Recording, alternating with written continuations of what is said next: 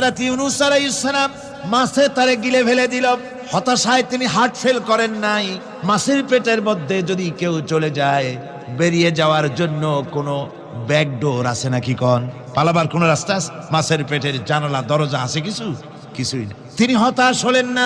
মাছের পেটের ভেতরে বসে হযরত ইউনূস আলাইহিস সালাম বুক ভরা আশা নিয়ে আল্লাহর দরবারে তিনি ঘোষণা করলেন, লা ইলাহা ইল্লা আনতা সুবহানাকা ইন্নী কুনতু মিনাজ জালিমিন। পড়েন না সবাই, লা ইলাহা ইল্লা আনতা সুবহানাকা ইন্নী কুনতু মিনাজ জালিমিন।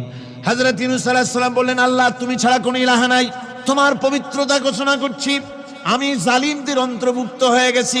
তিনি যখন চিল্লাচ্ছিলেন, মাছের পেটের ভিতরে বসে যখন কাতরুক্তি করতেছিলেন, আল্লাহ বুঝি তখন শোনেন নাই সে কথা? কি বলেন? আল্লাহ বুঝি তখন তন্দ্রায় বা নিদ্রায় ছিলেন? না, আল্লাহ পাক কি ঘুমান? তন্দ্রায় যান?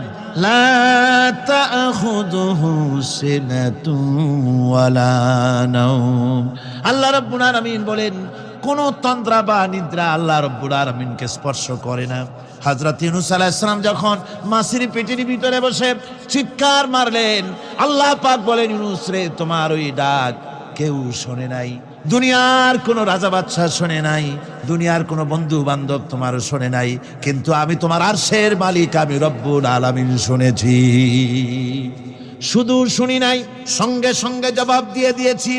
ফাস্তাজাবনা লাহু ওয়া নাজ্জাইনাহু মিনাল গাম্মি। পড়েন, ফাস্তাজাবনা লাহু ওয়া নাজ্জাইনাহু মিনাল গাম্মি ওয়া কাযালিকা